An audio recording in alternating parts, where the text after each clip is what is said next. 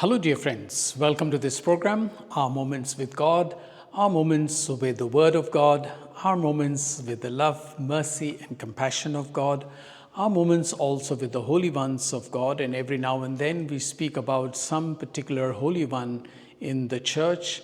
And also I invite you to be co-missionaries with me by also turning your attention onto yourself and also being aware of what God does in the lives of people and what more He can do in the lives of people, especially when we take the example of some of the saints.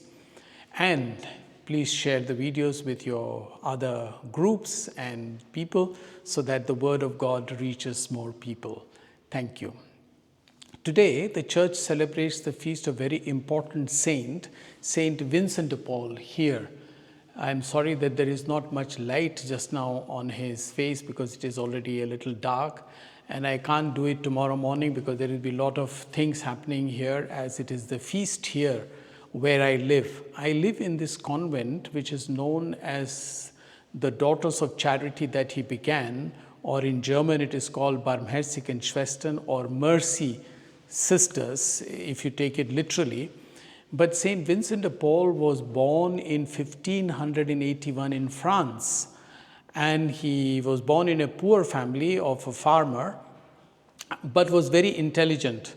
So he got support from bishops and priests to study, and he also studied theology, and only at the age of 19, at that time it was allowed, that he became a priest. He was ordained a priest at the very young age of 19.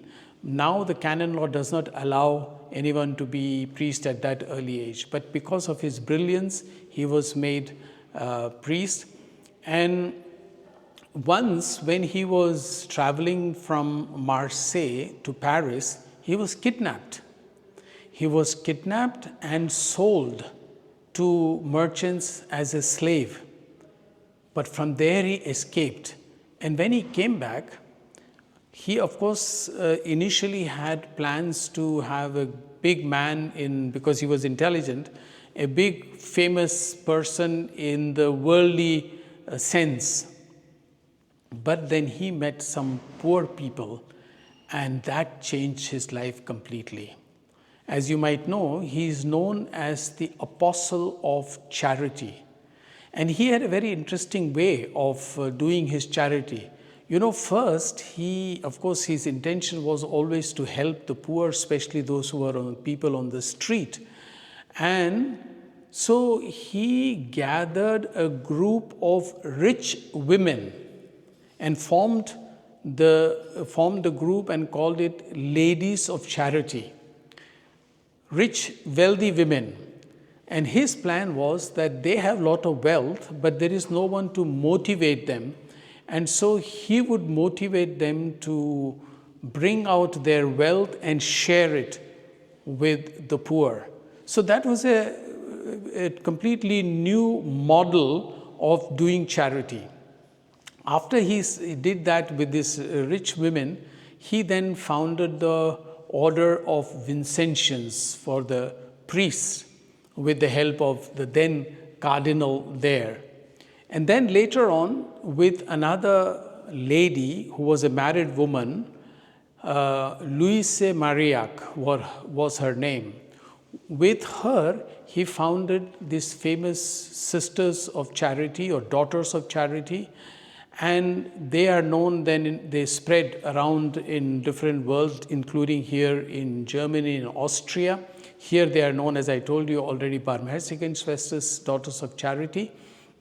But also remember that with Vincent de Paul or with his name, there are a lot of charitable organizations who are working for the poor, especially the neglected, the street people, street children.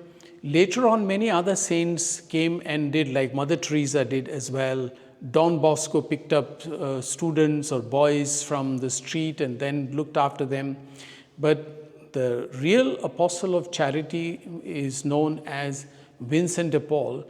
And you can see that despite having a worldly intention to be a career man, he was converted and dedicated his life completely for the poorest of the poor. And his organization is spread throughout the world, including the lay people. I think it was founded only about 300 years after or 200 years after Vincent de Paul, the Society of Vincent de Paul. So that is lay group, and you might have heard of this Vincent de Paul Society in your parishes.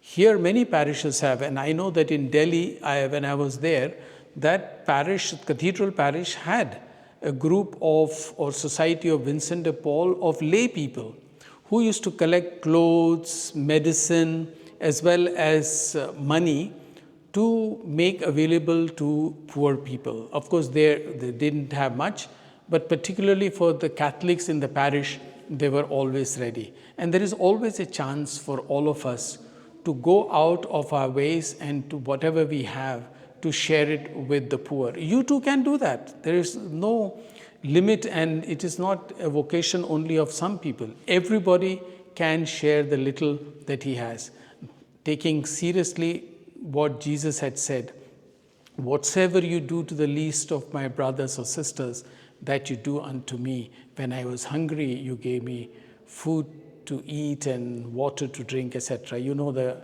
gospel very well. Let's try and follow that. And if you like, you may please subscribe to this channel. Thank you.